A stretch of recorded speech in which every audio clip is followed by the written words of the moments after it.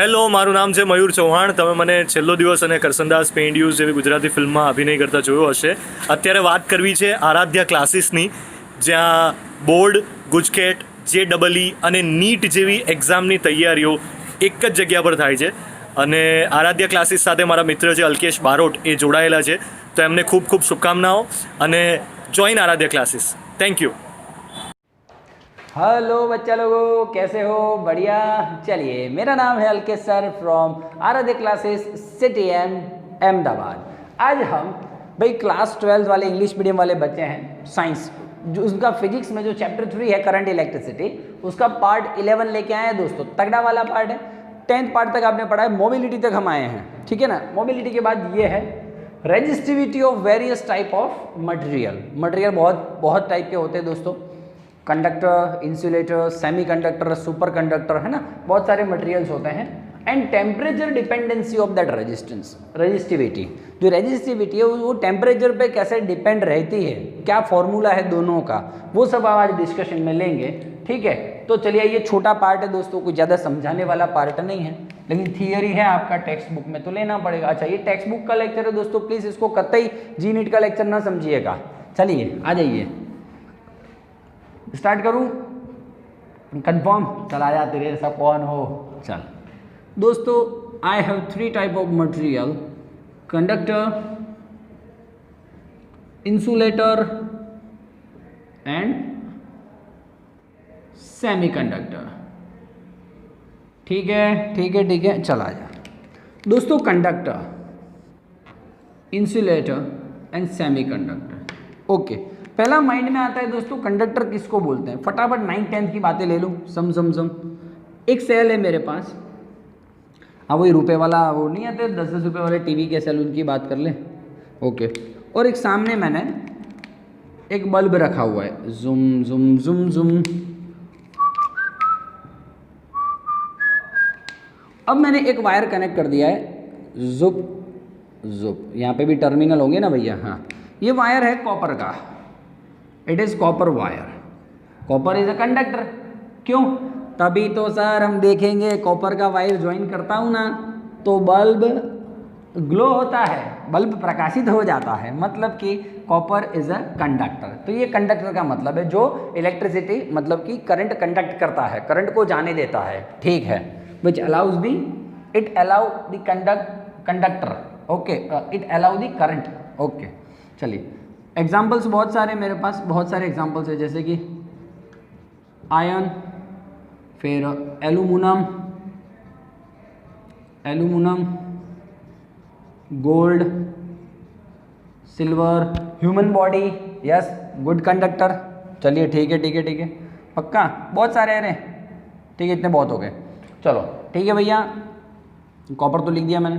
अब दोस्तों क्या है, जो मेटल्स हैं, मेटल का जो रेजिस्टिविटी है, मैं रेजिस्टिविटी की बात कर रहा हूँ. Resistivity 10⁻⁸ ohm into metre to 10⁻⁻6 ohm into metre तक का रेंज होता है मेटल्स में. हाँ भैया, मेटल्स में क्या रेंज होता है, रो का रेंज क्या होता है, 10⁻⁸ से 10⁻6 रेंज होता है. ठीक है, चलो 2 पॉइंट हो गए. तीसरा पॉइंट, बे तगड़ा वाला पॉइंट है तीसरा. कंडक्टर में कंडक्टिविटी ज़्यादा है, बहुत ज़्यादा है, मतलब इनफाइनाइट तक है. रेजिस्टिविटी बिल्कुल कम है, तो रेजिस्टिविटी टेंस टू 0. ये 3 पॉइंट लिख रहेगा, बहुत हो गया रे. चल कंडक्टर फिनिश्ड, आ जा.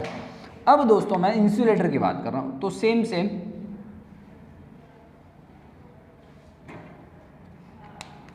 वो बाद में मानो. चलिए फटाफट इसको ज्वाइन करिए यहाँ पे, इसको ज्वाइन करिए यहाँ पे. ठीक है, बोलिए दोस्तों. यहाँ पे मैंने एक थ्रेड लिया है. थ्रेड मतलब डोरी, एक डोरी लिया है. अब क्या सोचते हो आप दोस्तों, डोरी में से अब क्या बल्ब ग्लो होगा? नहीं होगा. क्यों नहीं होगा बोल. Yes sir, thread is not conductor of electricity, it is insulator. Okay, for example there are many examples of the insulator.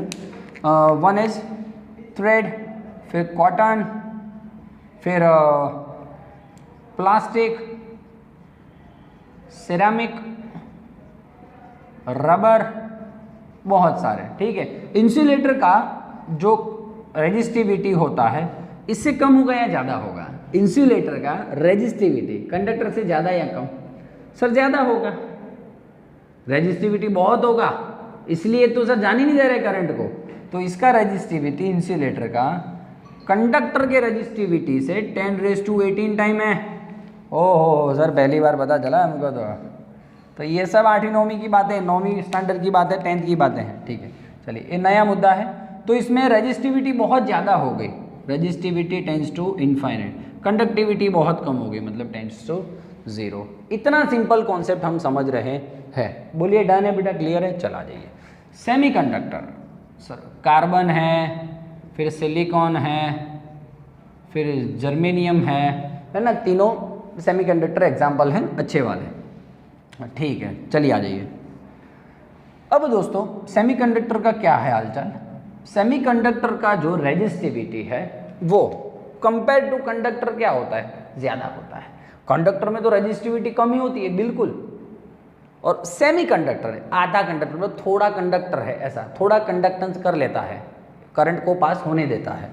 तो इसका रेजिस्टिविटी, सेमीकंडक्टर रेजिस्टिविटी कंडक्टर के रेजिस्टिविटी से ज़्यादा है। पर सेमीकंडक्टर का रेजिस्टिविटी इंसुलेटर से बहुत कम है। इंसुलेटर का तो फुल रेजिस्टिविटी है।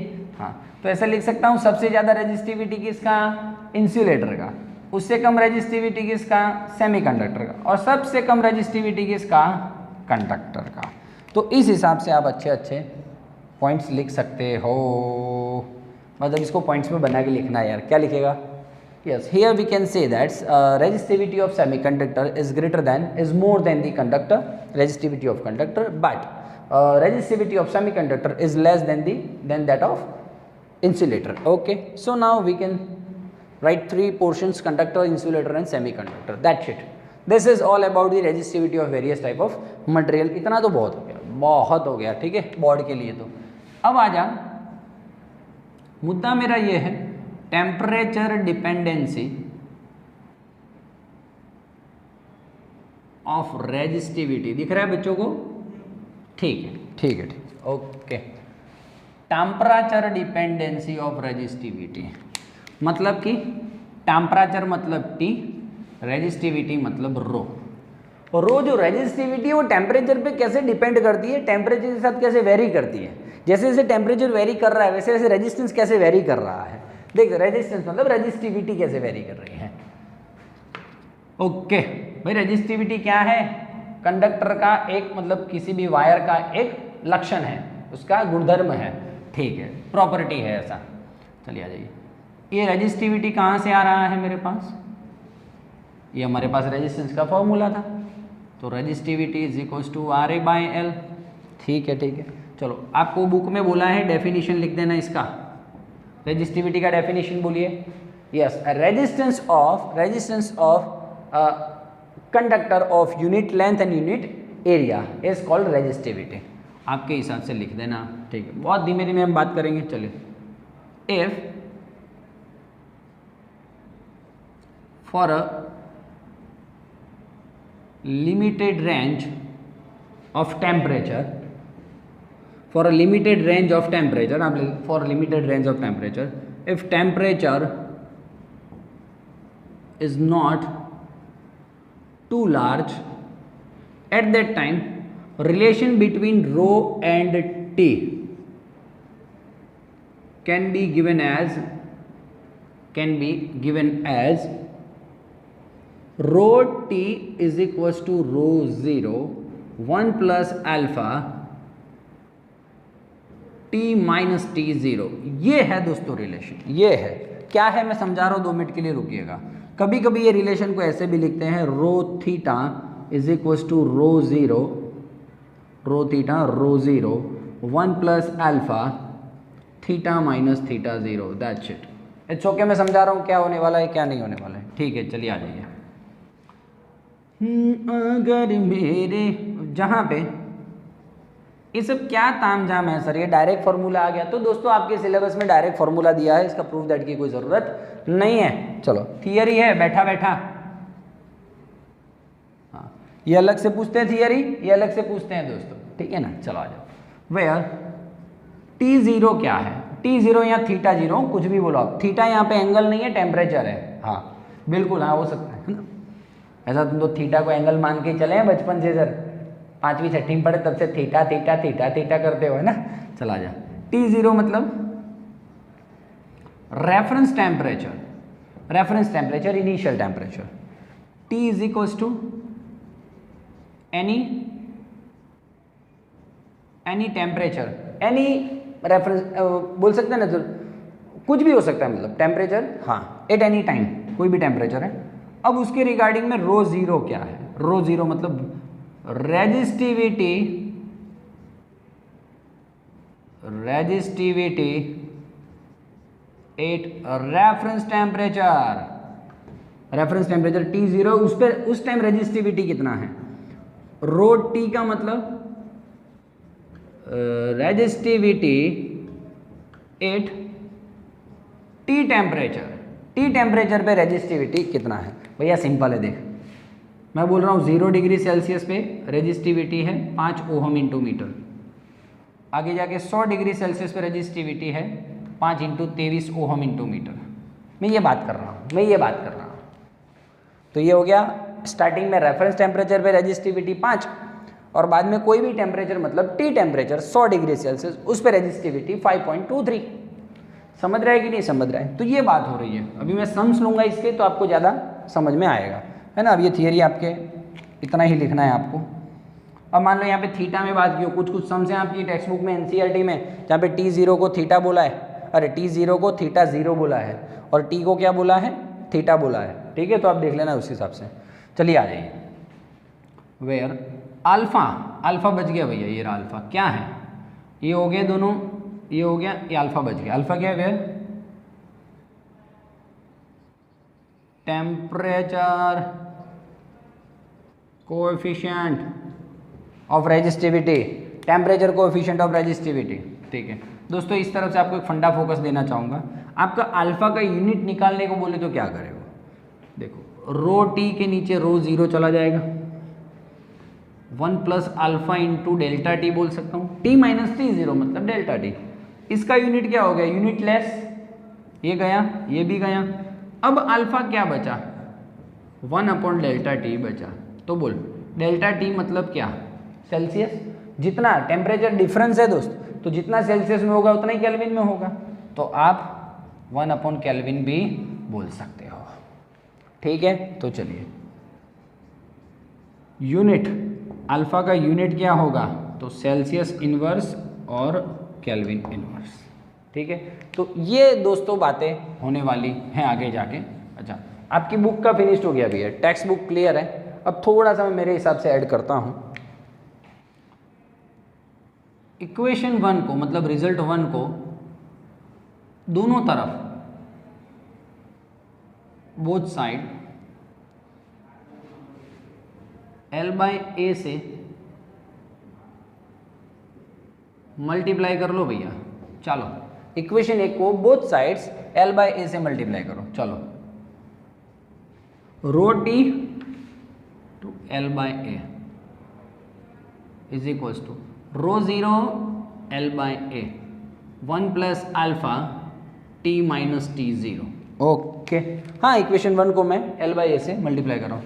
रो L/A, ओहो सर चिंता ता चिता चिता चिंता ता ता, क्या लिखे RT इज इक्वल्स टू, इसको क्या लिखे R0 1 plus alpha T minus T0। तो आप समझ पा रहे हो दोस्तों, मेरा थॉट आप समझ पा रहे हो। रेजिस्टिविटी का T के साथ जो रिलेशन है वैसा का वैसा रिलेशन रेजिस्टेंस का T के साथ है ना। ओके, बस तो यही बोलना था आपको, बाकी तो आप खुद समझदार हैं। 3 है दोस्तों मेरे पास, conductor, semi conductor,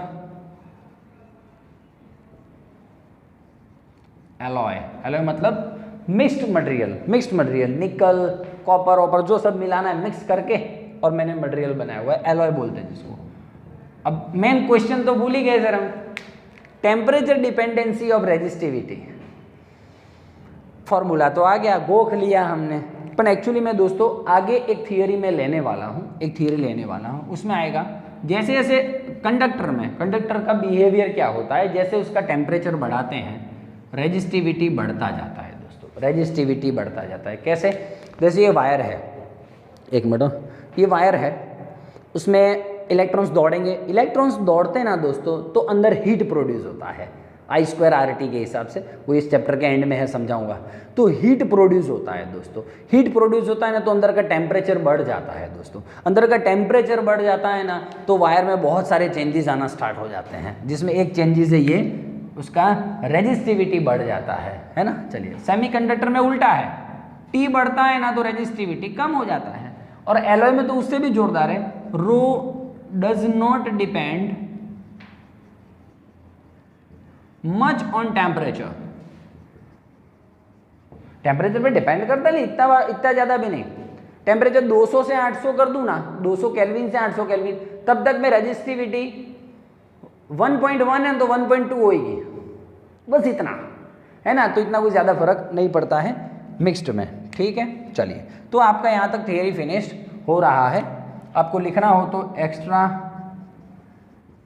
short keys में दे रहा हूँ आपको, शॉर्ट की है मेरे पास, हाँ, सम्स जो लेने वाला हूँ उसके लिए आपको शॉर्ट की बता रहा हूँ। चलिए, इसमें से अल्फ़ा का शॉर्ट की निकालते हैं हम, चलिए आ जाइए, इसमें से और इसमें से, rho T is equals to rho zero 1 plus alpha T minus T zero. चल आ जा भैया, rho T is equals to rho zero plus rho zero into alpha T minus T zero, rho zero सामने आएगा तो rho minus rho zero is equals to rho zero alpha T minus T zero. Alpha को hero बनाना है तो rho T minus rho zero upon में row zero और T minus T zero. बोल, क्लियर है कि नहीं है? क्लियर है, दिख रहा है बच्चों को? क्लियर है। तो देखिए, मैं फाइनली अल्फ़ा का फॉर्मूला क्या लिख सकता हूँ, जुम जुम जुम जुम जुम या तो अल्फ़ा को ऐसे भी लिख सकते हैं हम, alpha is equals to rho theta minus rho zero theta minus theta zero, कुछ भी दिया हो, थीटा दिया हो तो ऐसे लिखना है, ठीक है। अच्छा, इसके ऊपर से ही दोस्तों रेजिस्टेंस के बारे में लिखना हो तो देखिए sir, R T minus R zero T minus T zero, इसके हिसाब से लिखना हो तो R theta minus R zero upon R zero theta minus theta zero. कितना इजी काम कर दिया है दोस्त, कितना इजी। चल ठीक है, इसी में से मुझे टेम्परेचर डिफरेंस को हीरो बनाना है तो T minus T zero is equals to rho T minus rho zero upon rho zero into alpha. हो रहा है क्लियर कि नहीं हो रहा है? स्पीड में नहीं जा रहा हूँ बेटा मैं, कि आपको सम्स काम में, ये फॉर्मूलाज काम में आने वाले, आगे सम ले रहा हूँ मैं, ये बॉर्डर रफ करके 2 मिनट में सम ले रहा हूँ, स्क्रीनशॉट लेना हो तो ले लो।